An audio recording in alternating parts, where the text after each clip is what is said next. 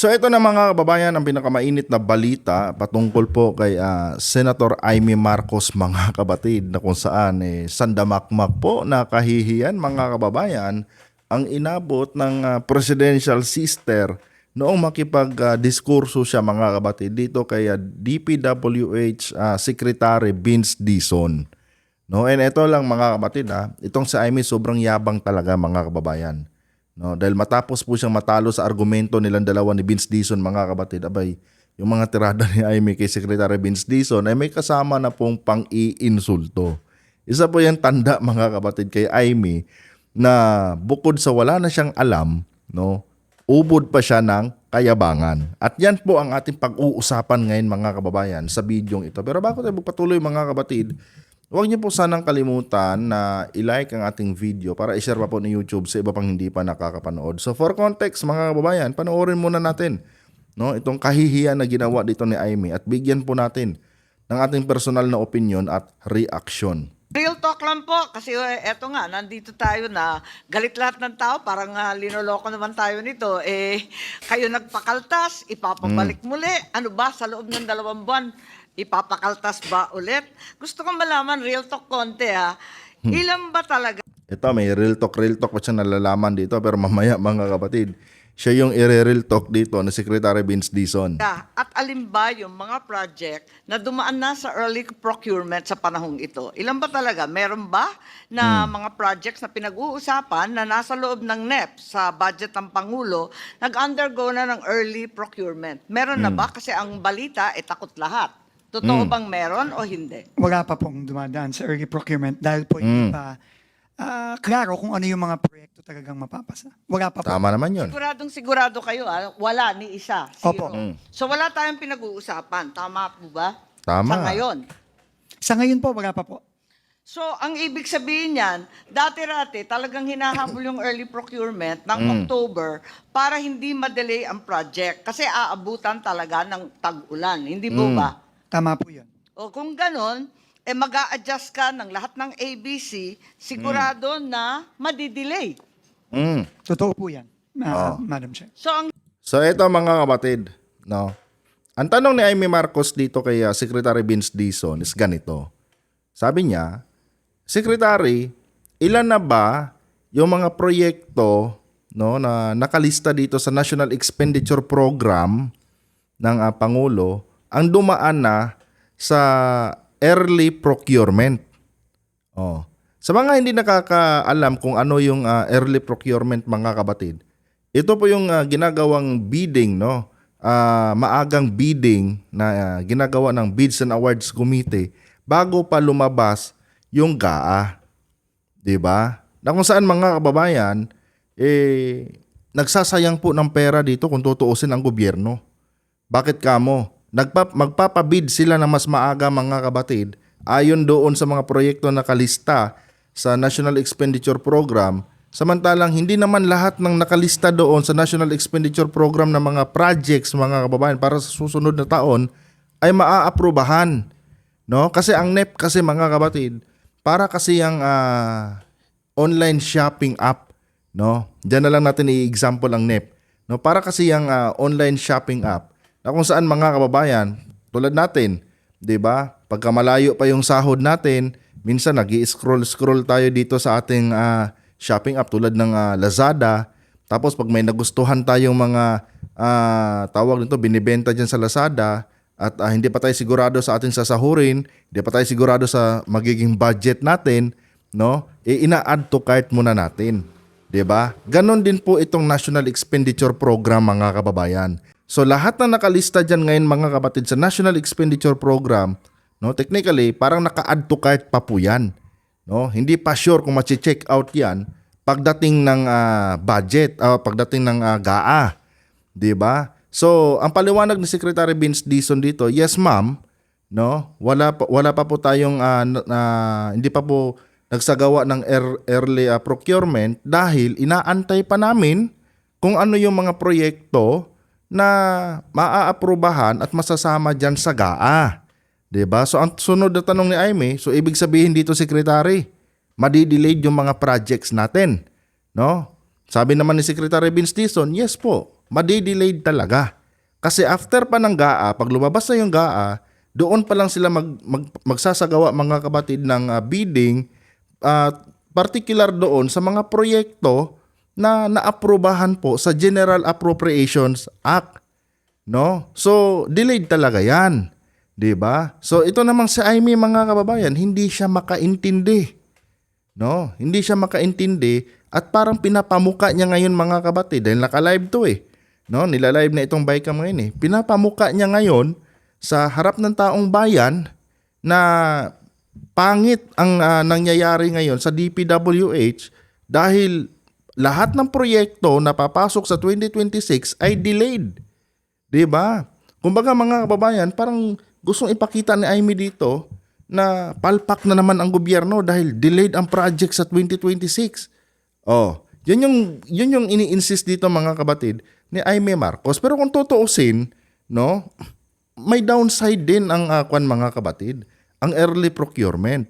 Dahil gagastos ang gobyerno, no, dito sa kanilang gagawing bidding, tapos yung mga proyektong ibibidding mga kababayan, hindi pa naman sigurado kung lahat ng yan, no, na dinaan nila sa bidding, na nakalista sa NEP, ay maaaprubahan. So magsasayang ng pera dyan mga kapatid ang gobyerno. Kaya ang ginawa ngayon ng mga ng mga taga Bids and Awards Committee, nagre-rely, kumbaga inaantay muna nila mga kapatid kung ano yung mga proyekto na aprobado na sa GAA.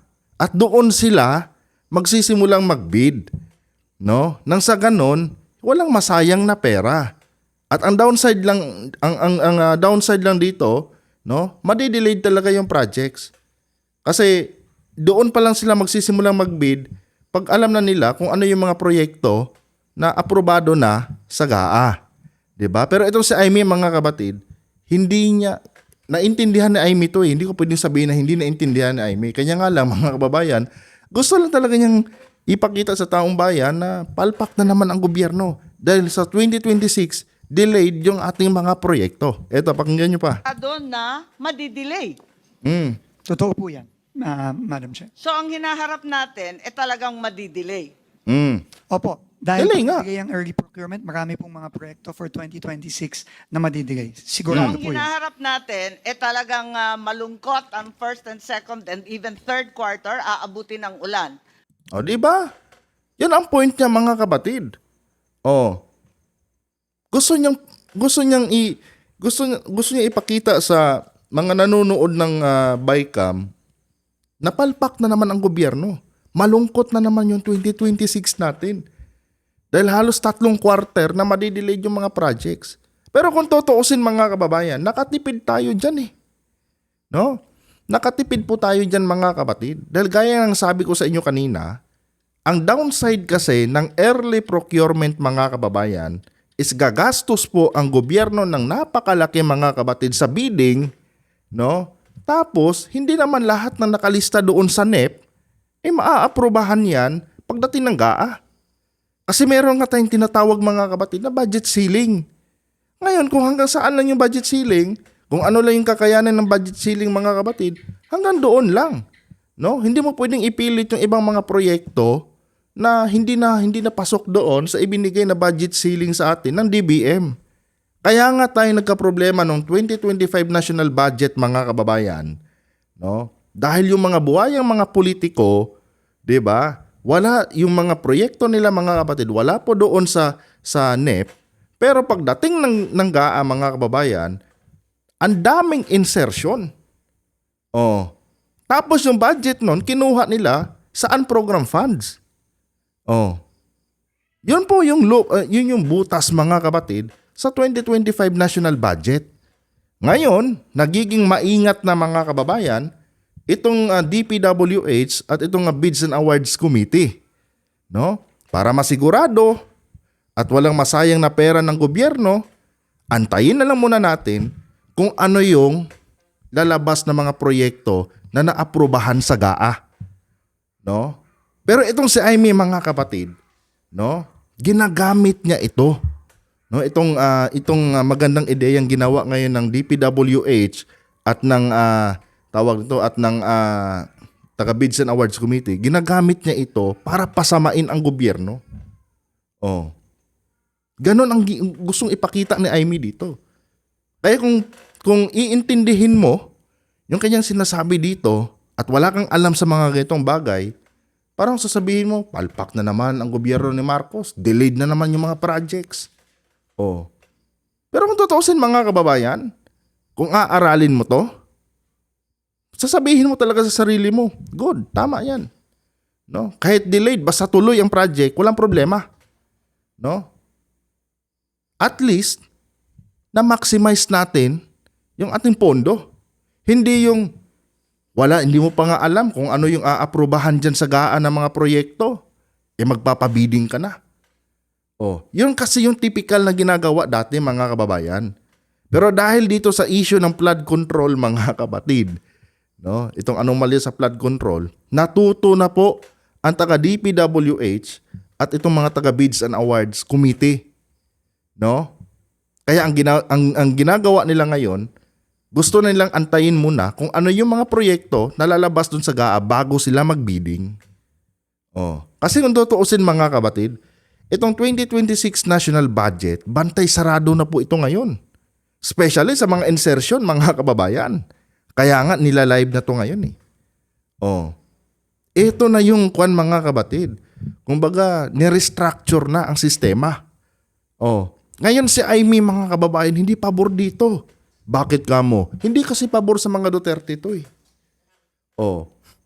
Kaya gustong ipalabas ni Amy dito mga kapatid, napalpak na naman ang gobyerno. Ini-emphasize niya na madi-delayed yung project. Oh. Kita nyo kung gaano ka-traidor itong si Amy mga kababayan sa kanyang kapatid. Oh. Pero gayon sabi ko sa inyo, maganda to. Aprobado sa akin to. Di bali ng delayed, basta maingat mga kababayan, no, na isinagawa yung proseso. 'Di ba? Kasi ang tawag nito, ang iniingatan natin dito na maulit yung nangyari noong mga nakaraang taon na kung saan, 'di ba? Bidding dito, bidding doon, gastos dito ang gobyerno, gastos doon. Oh, tapos pagdating ng GAA, yung mga proyekto na nandoon sa NEP hindi pala na isama lahat.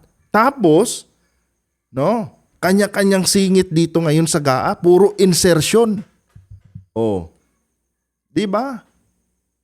Ito ngayon mga kapatid, reforma 'to, no, sa sistema natin. Oh. 'Di bali na ma-delay. Basta na sa ayos. Anong pipiliin nyo? No? Yung mas maagang paghahanda na walang kasiguraduhan o itong delayed, no, na pag-execute sa mga proyekto para sa susunod na taon na maingat at talagang napag-aralan na mabuti. Anong pipiliin nyo? Doon sa nagsasayang ka ng pera o dito sa namamaximize natin yung pera ng kaban ng bayan? 'Di ba? Itong sa Amy talaga mga kababayan, no, masasabi kong wala talagang kwentang senador to. Imbis suportahan niya ito mga kapatid, ginagawan pa niya o hinahanapan niya ng butas para masira ang administrasyon ni President Marcos. Oh, tuloy natin. Ang malungkot ang first and second and even third quarter, aabutin Ikaw lang ang malungkot, Amy. No? Wag mong isipin na ang mga Pilipino kasimbobo ng mga supporters ng mga Duterte. Kasi hindi kami bobo eh. Naintindihan namin yung proseso na yan eh. At pabor kami dyan. No? Pabor kami dyan. Di bali ng delayed, basta maingat. No? Maingat na prinoseso, maingat at pinag-aralang mabuti yung mga proyekto para sa susunod na taon. Oh. Kaya wag mong i-generalize na malungkot yung susunod nating taon dahil yung first hanggang third quarter delayed yung mga projects. Tama yan. No? At dapat yan na ang sundan natin. Oh. Kasi ito mga kapatid dahil dito sa nangyaring insertion, no, malawakang corruption sa DPWH, yung mata ng taong bayan ngayon, every budget season, no, every fiscal year mga kababayan, nakatutok na dito. 'Di ba? tututukan na to. Mahihirapan ngayon ang mga kawatan, no, na magsingit-singit ng kanilang mga proyekto diyan na kung saan bubulsahin lang din naman nila. Pabor to sa taong bayan, mga kapatid, kung tutuusin lang. Pabor ito sa taong bayan. Si Amy lang ang naglalagay ng masamang tinapay dito para mapasama ang administrasyon ng kanyang kapatid. Talagang malungkot ang first and second and even third quarter, aabutin ng ulan. Yung tamang projection lang, kasi nag-expect ng tao, dadagdagan, papabalik mo. Pagkatapos, madidelay rin pala. Ano naman ang bisa nun? Para kay pa? Ang bisa po nun, matutuloy pa rin po yung mga proyekto, Madam Chair. Madidili lang nga po dahil extraordinaryo po itong panahon natin, Madam Chair. At tingin ko po, prudent din po, tama din po, na hindi muna magsimula ng early procurement. Dahil unang-una, hindi pa po sigurado kung ano ang mga project na papasa ng Kongreso. At ikagawa, dahil nga po nagbaba tayo ng presyo ng materyales ngayong fourth quarter. Di ba? Wais na wais, mga kapatid, yung point dito ni Secretary Vince Dizon. Walang mali sa proseso, mga kababayan. Mas nagiging maingat pa nga. Di ba? Pero ito si Amy, mga kapatid. Nakita niyo yung tanungan niya?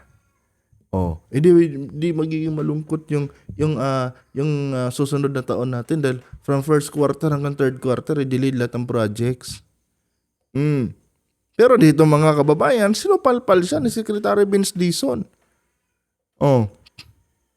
Pinaintindi sa kanya ni Secretary Vince Dizon yung advantage nitong ganitong proseso. And tignan nyo, mga kapatid, yung mga susunod na tirada dito ni Amy. Presyo ng materyales ngayong fourth quarter. Ganun pala, wala pala tayong pinag-usapan at talaga naman haharapin natin 3 quarters worth of delay. Tama naman yung mga nag-text po sa atin. Patawa-tawa na lang siya dito, mga kababayan, no, dahil medyo barado siya dito kay Secretary Vince Dizon. Ngayon, mga kapatid, kung ano-ano na yung sinasite niya, kesyo, tama yung mga nagtitext sa kanya. Sino ba yung mga animal na yung nagtitext sa'yo, Amy? Di ba? Lahat na lang ng gagawin ng administrasyon na to. Wala na kayong ibang ginawa kundi hanapan ng butas para pasamain yung gobyerno, yung administrasyon ni PBBM. Gaya nga ng sabi ko sa inyo, mga kababayan, kung naiintindihan nyo itong proseso na to, malaking bagay po ito sa atin. Gaya ng sabi ni Secretary Vince Dizon, no, madidelayed man, pero tuloy pa rin ang projects. No? Mai-execute pa rin yung mga proyekto na naaprubahan dito sa General Appropriations Act. Na kung saan, mga kapatid, walang nasayang na pera sa pagsasagawa ng mga bidding na kung saan, mga kababayan, hindi naman sigurado kung lahat ng proyekto dyan na nakalista sa NEP, mababadgetan yan. Malaki ang ginagastos, mga kapatid, dyan sa early procurement na yan. Malaki ang ginagastos, mga kababayan, ng gobyerno. And yet, pagdating ng GAA, mga kapatid, yung mga nakalagay doon sa NEP na mga proyekto, halos na wala nang nakarating sa GAA. Tulad nung nakaraang 2025 national budget. Mismong si Amy, sinita niya. Dahil maging yung major projects ng kanyang kapatid, wala na din doon. Hindi na napasama sa GAA. Alam ni Amy to, mga kapatid. Kanya nga lang, bilang DDS na siya ngayon, no? Ang main objective niya dyan, mga kababayan, is pasamain ang gobyerno, pasamain ang administrasyon ng kanyang kapatid. Pero last year, question niya, no, yung GAA. Dahil mismong proyekto ng kanyang kapatid, no, hindi na budgetan. Ngayon, mga kababayan, nagiging maingat na ang lahat, no, which is pabor ito sa taong bayan, no. nagiging maingat na ang lahat. At gusto nila ngayong antayin na lang kung ano yung mga proyekto na aprobado sa GAA, tsaka sila magbidding. Oh. May masama ba doon, mga kapatid? Di ba? May masama ba dyan? At least, walang nasasayang na pera. Oh. Kaysa naman magbidding-bidding ka dyan, tapos wala naman pala. Pagdating ng GAA, puro insertion yung babadgetan doon. Oh. Naisip niyo ba yun? Itong 2025 national budget, mga kababayan, good example talaga to eh. Nagpabidding ang DPWH noon, no? Nag early procurement sila. Tapos mga kapatid, no? Pagdating ng GAA, yung pinagbidingan nila ng mga proyekto na nakasulat sa NEP, ilan lang nakalusot, ilan lang ang nabudgetan sa GAA. The rest is insertion. Oh. Tapos itong si Aimee, ko, mga kababayan, hipokrita numero 1. Di ba? Napakalaking hipokrita itong hinayupak na to. Na lokohan na lamang to. I truly resent nag-text po sa worth Ah, of ito. delay. Tama naman yung mga nag-text po sa atin na Oh. lokohan na lamang to. I truly Ikaw lang ang loko-loko, Aimee. No? Ikaw lang ang loko-loko. Dahil kahit alam mo, no, na pabor ito sa taong bayan, ginagawan mo ng malisya. No? Ginagawan mo ng kasiraan para ma-mislead mo lang ang taong bayan. Oh. Ikaw at yung nag-text sa'yo, nalokohan na lang daw to, kayo ang mga loko-loko. Dahil kung tutuusin, malaki ang nasave dito ng gobyerno. Oh. O baka naman, Senadora Aimee, naiinis ka lang siguro dahil baka yung mga insertion mo doon, no? Baka yung mga insertion mo na gusto mong ipasok, baka hindi makapasok. Di ba? Pwede din yun. The other way around tayo na analyzation, mga kapatid. Pwede din yun. Oh. Itong Aimee na to, napakalaking kupal talaga. Yung fourth quarter. ganun pala, wala pala tayong pinag-usapan at talaga naman haharapin natin 3 quarters worth of delay. Tama naman yung mga nag-text po sa atin na lokohan na lamang to. I truly resent Kayong dalawa ang loko-loko, tanga. the fact that the BICAM is being hostaged by Oh. The BICAM is being hostage? Saan mo kinuha yung mga pinagsasabi mo dyan? Oh. Di ba? Saan mo pinulot niyang the BICAM is being hostage? In what manners, Madam Senadora Aimee? No? Pang-hostage na ba itong ginagawa ng DPWH na nagiging maingat na sila ngayon? Oh. Di ba, mga kapatid? Nagiging maingat na sila ngayon. Ayaw na nilang maulit yung 2025 national budget na kung saan puro insertion at sirang-sira yung ahensya ng DPWH. Itong ginagawa ni Vince Dizon ngayon, reforma ito sa sistema ng DPWH. Oh.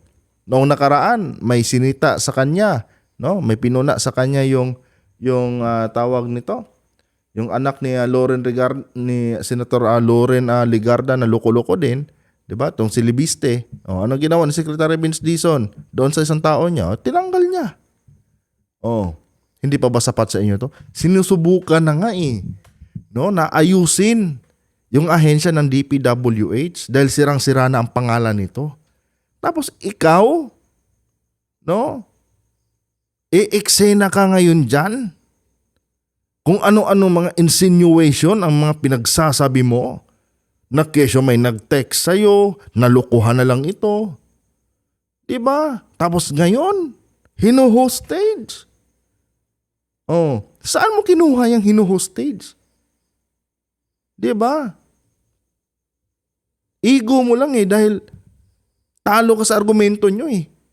Hindi mo lang matanggap yung paliwanag ni Secretary Vince Dizon. Oh. Yan yung totoo dito. Dahil baka meron kang gusto mga isingit-singit dyan. At hirap kang makalusot dahil siyempre, bantay sarado yung GAA ngayon. Diba, Senadora? Oh. Mag-amin na tayo dito, Senator Amy. Nahihirapan ka na magpalusot ng ganitong mga projects dyan. Dahil ang gagawin na ng DPWH ngayon is mag-aantay na sila kung ano yung mga proyekto na pipirmahan ng presidente. O hindi ba, madam? Oh. Diyos ko po. I truly resent the fact that the BICAM is being hostaged by the Secretary of the Department of Public Works and Highways. At Talo ka lang sa argumento nyong dalawa, sabihin mo. Oh. Talo ka lang. Hindi mo lang matanggap yung paliwanag ni Secretary Vince Dizon. Kagiging maingat sila eh. Coming from you. Ano sabi niya kanina mga kabatid? Oh, wala daw early procurement dahil halos silang lahat takot. Masama ba na magkaroon ng takot? Itong mga taga Bids and Awards Committee at itong mga taga DPWH? No? Masama ba na magkaroon sila ng takot na akusahan uli ng tungkol sa korupsyon? Oh, anong masama doon? So ngayon, gagamitin mo yung word na hostage. Ang brutal mo naman. Talo kasi siya mga kababayan sa argumento nilang dalawa ni Secretary Vince Dizon. Hindi niya matanggap yung ganong paliwanag. Oh. Kasi mga kabatid, no, binira niya kasi si PBBM. Oh. Binira niya kasi si PBBM. Ngayon, kung aantayin yung pipirmahan ng Pangulo na nakasulat dyan sa GAA, eh wala na. Yung mga, kung meron man siyang gustong isingit-singit dyan, eh wala na. Hindi na makakalusot mga kabatid. Isa yan eh. Isa yan sa nakikita kong anggulo dito kung bakit ganito yung trip ni Amy ngayon dito mga kabatid eh. Diba? Eh, allegedly marami daw mga insertion to eh. No, doon sa kanilang baluarte eh. Ewan ko, totoo. Ay, nako. tama naman yung mga nag-text po sa atin na lokohan na lamang to. I truly resent the fact that the BICAM is being hostaged by the Secretary of the Department of Public Works and Highways. At kung tunay na wala kayong tiwala sa sino mang district engineer, hindi po ako abogado ng Public Works, dapat tanggalin na lang ninyo lahat kasi pinapadagdagan mo yung budget tapos yung mga mag-i-implement, wala kang tiwala, ano naman kami? Susunod sa iyo na kayo mismo walang tiwala sa isa't isa? Oh, nanginginsulto na siya mga kapatid. No? Nanginginsulto na siya porket senador siya. Iniinsulto niya ngayon si Secretary Vince Dizon. Pero ito mamaya mga kababayan, sasagutin ni Secretary Vince Dizon to. Tama ba yun? Yun lang po. Salamat po if I may just respond to that po, ma'am. Unang-una po, hindi po pwedeng huminto ang trabaho sa DPWH. Ito mga kapatid, si Secretary Vince Dizon palamura yan. No? Palamura talaga yung mga kapatid. Kaya nga lang siguro, syempre ayaw niyang, syempre nire-representa niya ang gabinete ni PBBM. Kaya nagiging kalmado siya. Pero alam niyo mga kababayan, kung sakali lang siguro itong dalawa nagtalo, baka minuran na niya si Amy mga kapatid sa kakupalan lang ni Amy. Po, ma'am. Unang-una po, hindi po pwedeng huminto ang trabaho sa DPWH. Oh. Napaka-importante po ng ginagawa ng DPWH. Habang ginilinis natin ayon sa utos ng Pangulo, ang departamento, hindi po pwedeng huminto. Nakita na po natin ang epekto sa ekonomiya nitong nakaraang third and fourth quarter. So we are doing the best we can given the current situation. Ang problema, Secretary, ayaw ni Amy. Wag niyo daw kasing masyadong galingan. No? Dahil nasasapawan siya. Oh. Kaya kung ano-ano na lang mga tirada ang binibintang niya sa'yo, kesyo hino-hostage mo daw ang Bicam. Di ba? Kaya nga nang sabi ko sa inyo mga kabatid, mali ba na baguhin ang sistema? Oh. Ang gusto kasi ni Amy dito, simple lang. Yung old ways, ganun pa rin yung i-apply ngayon dito sa susunod na budget sa 2026. Yung old ways na yun mga kababayan, doon nagkaroon ng sandamakmak na korupsyon. Si Amy, galit umano sa korupsyon, pero gusto niya yung dating sistema. Oh. Ito yung naiintindihan ko talaga dito mga kabatid. Ayaw niya itong bagong sistema ngayon dahil ang katwiran niya, delayed daw yung mga proyekto. Oh. At wala daw kwenta. Kisyo, hino-hostage na daw. No, may mga ganun-ganun na siya mga sinasabi. Pero, ang bottom line is that ayaw niya itong bagong sistema na kung saan bantay sarado ang GAA.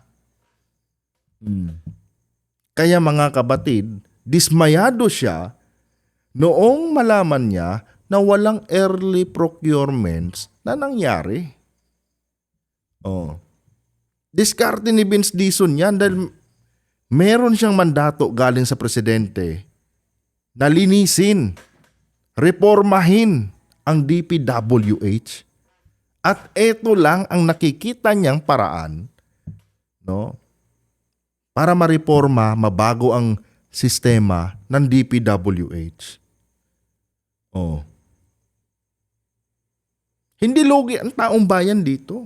Although may delayed. 'Di ba? Sabihin man nating medyo delayed tayo ng 3 quarter, 2 hanggang 3 quarter. At least, malinis. Ayaw nyo ba ng ganun, mga kababayan? Oh. Ako kasi gusto ko eh. Kanya nga lang si Amy ayaw ng ganun. Ayaw ni Amy malinis, mga kabatid. Gusto niya yung old ways. Na kung saan, sandamakmak ang korupsyon na nangyari. Pucha. Mr. Chairman, Madam Senator. Yes, Secretary Vince, hindi kita pinahihinto sa trabaho mo. Pinamamadali Umiinit yung puwet ni Amy, oh. Nagagalit ang pucha. Departamento, hindi po pwedeng uminto. Nakita na po natin ang epekto sa ekonomiya nitong nakaraang 3rd and 4th quarter. So we are doing the best we can given the current situation, Mr. Chairman, Madam Senator. Yes, Secretary Vince, hindi kita pinahihinto sa trabaho mo. Pinamamadali nga namin. Ikaw ang humihinto sa trabaho namin dito sa Bicam at papalit-palit ka ng sinasabi. Yun ang Bobo ka pala eh. Ang laki mong bobo, Amy. Literal na bobo. Oh. Hindi lang nagkaroon ng early procurement. Nanggagalaiti ka na. Oh. Gusto mong madaliin? Para saan? Eh di ba anti-administration ka? Oh. Di ba anti-administration ka? Hindi ba nga sinabi mo bangag ang kapatid mo? Eh ba't gusto mong madaliin? Para saan? Oh. Alam niyo mga kapatid, kung tutuusin lang, pointless na ang argumento ni Amy dito eh. No? Nailatag na ni Secretary Vince Dizon yung kanyang punto kung bakit madidelayed yung mga proyekto ngayon. Oh. Nailatag na ni Secretary Vince Dizon. Diba? In-explain na ni Secretary Vince Dizon na ito ang utos ng Pangulo sa akin. Linisin, reformahin ang DPWH. Technically, yung ganyang sistema ngayon na kung saan hindi sila nagkaroon ng early procurement, isa na yan sa mga reforma na ginagawa ni Secretary Vince Dizon dahil nakita niya dito nagkaroon ng butas noong nakaraang taon. Ang daming nasayang na pera ng gobyerno. Nagbidding. No? nagpa early procurement sila base doon sa mga proyekto na nakalista sa NEP. Tapos pagdating pala ng GAA, iilan lang ang nakalusot. The rest is puro insertion. Tanga ka ba, Amy? Tanga ka ba o bobo ka lang? Saan ka kaya sa dalawang yan? Oh. Tapos ngayon, dahil medyo bumagal ang sistema, dahil sa bagong sistema na in-apply ni Secretary Vince Dizon, nagagalit ka?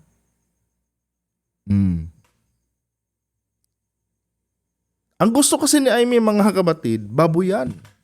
Babuyan. Promise, yun yung gusto niya. Oh.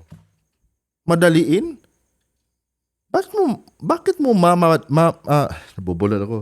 Bakit nagmamadali ka? Oh. Hindi ba pag kung sakaling mamadaliin yan, magiging pabor yan sa kapatid mo?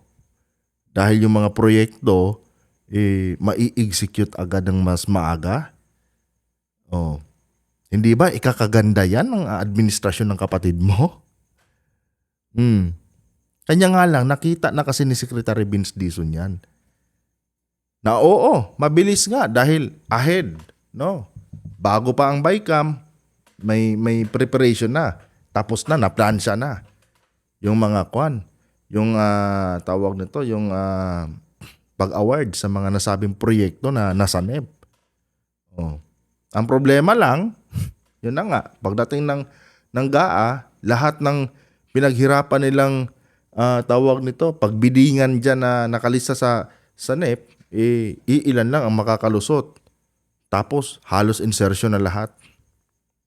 Nagsayang na ng pera ang gobyerno sa walang kwentang bidding, no? Tapos, mga kababayan, pagpepiestahan pa ng mga buhaya, yung GAA. Yan ang gusto ni Amy mangyari. Oh. Diyos ko. Ang problema. Hindi po ako papalit-palit ng sinasabi, Madam Chair. Ako po, iulitin ko, nagpunta lang po ako dito para... Nagpunta si Secretary Vince Dizon dyan, hindi para bastusin mo. Totoosin mga kabatid, binabastos ni Amy si Secretary Vince Dizon eh. Akusahan ba naman niya na hinuhostage di umano ng Secretary ng DPWH yung BICAM? Bakit? Ikaw lang ba ang BICAM? Tsaka, tingnan nyo mga kababayan ha, walang mga nag-i-interpolate dito sa mga argumento ni Amy. May narinig ba kayo na ibang sumapaw na mga senador? Wala. Mga kapatid. Oh, si Amy lang. Kaya sa point na to mga kababayan, ang kanilang argumento, napapahiya na siya. Kaya kung ano-anong insinuation, ano-anong mga pagbibintang, yung kanyang binabato kay Secretary Vince Dizon. Oh, talo kasi siya sa argumento eh. Oh, talo kasi siya mga kabatid. Akala naman ni Amy natutuwa dito yung mga DDS. Dahil nagbibida-bida siya. Di ba? Kahit basahin nyo yung mga comment section nitong video na to mga kababayan, lahat bumabor kay Vince Dizon eh. Makailang beses kong pinanood to kanina bago ko to kinontent mga kabatid. Nag-research pa nga ako eh. Na-research ko pa kung ano yung mga ibig sabihin ng mga terminolohiyang ginamit nila dito. Sinamarize ko pa tong video. Kung ano ba yung inisa-isa ko talaga. Oh. Dito ko nga napatunayan na itong sa Amy, bukod sa boba na nga, mayabang pa. Talo na siya sa argumento eh. Ito na masasabi ko sa mga kabayan Itong ginawa ngayon ni Secretary Vince Dizon na kung saan hindi nila sinunod yung nakagawian, no? Yung old ways na tinatawag na kung saan bago pa ang BICAM, bago pa magkaroon ng GAA meron na mga procurement na isinasagawa sila, no, tuwing fiscal year. Itong hindi pagsunod ngayon ni Secretary Vince Dizon doon sa old ways na yon at itong ginagawa nilang pag-aantay muna sa mga proyektong aprobado ng GAA, mga kapatid, win-win situation ito para sa mga Pilipino. Tsaka isa pa mga kababayan, kahit naman simulan ngayon yung projects may madidelayed at may madidelayed dyan. Tulad na lang dyan sa Bukana Bridge ni Duterte. Kailan ba yung procurement yan nangyari mga kapatid? Kailan na-execute yung project? Di ba? Delayed pa rin. Sa ayot sa gusto natin, may mga proyekto, especially pag mga big projects, may madidelay talaga dyan. May mga proyekto talaga dyan na sisimulan itong taon na ito, tapos matatapos yan sa susunod pang administrasyon. Given na yan. Kaya pointless mga kababayan, in my personal opinion, pointless yung argumento ni Amy. No? Alam naman ni Amy yan mga kapatid kung tutuusin. Alam ni Amy yan. No? Alam din ni Amy yan na pabor ito sa taong bayan, itong ginagawa ni Secretary Vince Dizon ngayon. Kanya nga lang mga kapatid, ang aim kasi ni Amy dito is ipahiya, siraan ang administrasyon ng kanyang kapatid. Wala nang iba. Yun lang. Ang goal ni Amy dito mga kababayan, no? Sa kanyang pakikipag-argumento kay Secretary Vince Dizon. Di ko nga alam bakit nandyan si Amy? Di ba? Ngayon sabi ko sa inyo, palamura to si Vince Dizon mga kapatid. Kung wala lang siguro sila dito sa BICAM, baka minura niya si Amy. In fairness kay Secretary Vince Dizon maganda yung pinakita niyang kwan dyan. Pagkukontrol sa kanyang emosyon. No? Maganda. Tsaka wag kang mag-alala, Secretary. Nagigets namin yung point mo kung bakit ganito yung ginawa nyo ngayon. And in my personal opinion, win-win situation ito para sa taong bayan. No? Yun. Anyway mga kababayan, patapos na rin to Patuloy na natin dito mga kapatid dahil alam niyo naman, yung mga argumento ni Amy dito sa mga susunod, wala na. Pantangan na talaga. No? Doon pa lang kanina sa unang sagot ni Secretary Vince Dizon sa kanya, wala na. Tablado na sa Amy doon mga kababayan. Kanya nga lang, syempre, no? Gusto magbida-bida ni Amy. 'Di ba? Gusto niyang makita siya ng taong bayan na ginagampanan di umano yung kanyang pagiging senadora. Kaya kahit wala nang kwenta yung kanyang argumento, tuloy-tuloy pa rin siya. Sinasamahan na niya ng panginginsulto. Tsaka yung mga ganyang style, Senadora Amy, yung magagalit-galitan.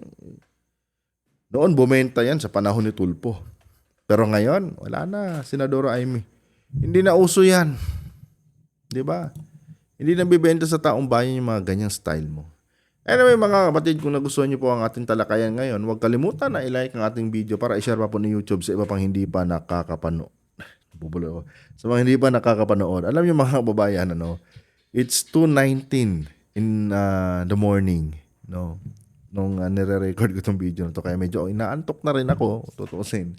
Kaya nga lang, hindi ko kasi mapigilan yung sarili ko mga kapatid, magkomento dito. And ulitin ko, no? Huwag kalimutan i-like ang ating video. Tapos, itong mga sinasabi ko dito ay personal ko lamang na opinion. At hindi ito sumasalamin sa opinion ng mga eksperto. No, hindi ko rin ginawa itong video na to para paniwalaan nyo. Kung agree kayo sa sinasabi ko dito, good, paki-like ang ating video. Kung hindi naman, okay lang po yan. Feel free, no, na i-dislike nyo ang ating video. Walang problema sa akin yun. Bawat opinion ay may karapatan po yan. Diba? And yun na. Hanggang dito lang mga kababayan. Hanggang sa susunod na upload natin. Adios.